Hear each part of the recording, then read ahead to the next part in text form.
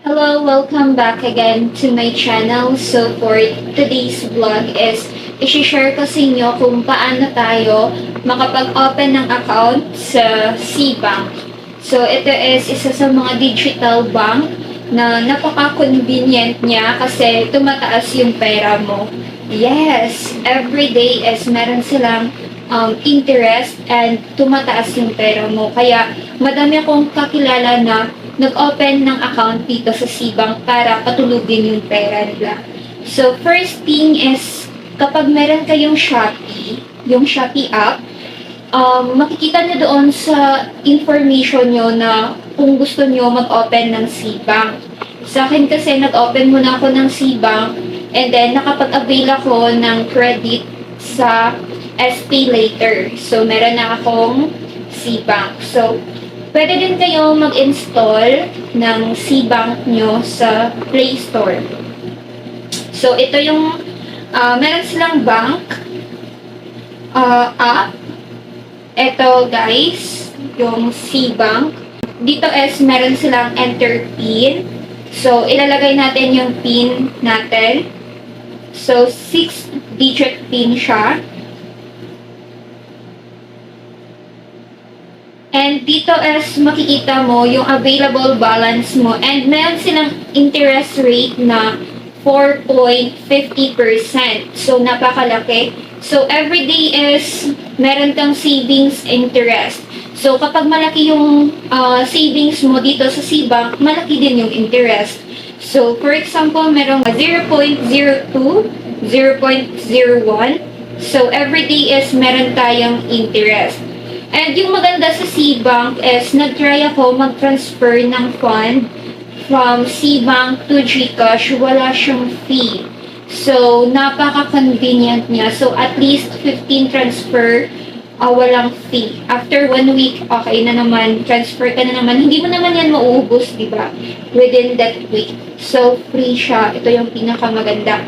And dito is, magkaka-earn ka din ng pera by referral. So, maglalagay ako ng referral link sa baba. So, yan guys. And dito, makikita natin yung mga transactions natin and pay bills. Sa pay bills, meron tayong water, telecom, internet, postpaid mobile, and credit card. And dito is meron tayong buy load, 30% off. And nakapag-load ako ata dito, wala silang fee guys. Napaka-convenient ng Seabank. So, meron tayong regular or telco promo. So, dito mag-a-add tayo ng deposit. So, mag-link lang tayo ng accounts natin and mobile banking. So, dito is pay and transfer, Seabank, other bank, e-wallet, buy load, pay bills. Ang ganda ng app ng Seabank. So, dito guys is secure din yung account nyo kasi pwede nyo ma-change anytime yung password natin and pwede natin i-connect yung Seabank natin sa Shopee. Kung gusto nyo makapag-credit kayo sa Shopee, kailangan magka-Seabank kayo and yung mga affiliate natin ngayon is pwede na tayo magka-earn ng money sa Shopee, diba? By affiliate, yung mga link, yung custom link. So, yung salary mo is ihuhulog din sa Seabank mo. So, napakaganda niya guys kasi dahil sa Shopee din is nakapag-open ako ng digital bank dito sa Seabank. So, wala silang card guys, digital lang talaga. Unlike sa mga Como, sa Maya, meron tayong card, may physical card.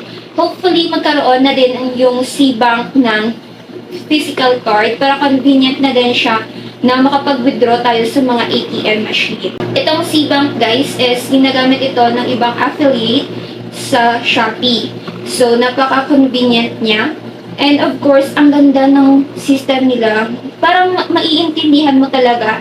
And okay na okay siya kasi tumataas yung pera mo. Makikita mo everyday, matatrack mo siya. So, kung gusto niyo magpatulog ng pera, I suggest Seabank kayo kasi makikita mo yung improvement niya every day. Unlike sa ibang digital app, parang hindi ko ramdam.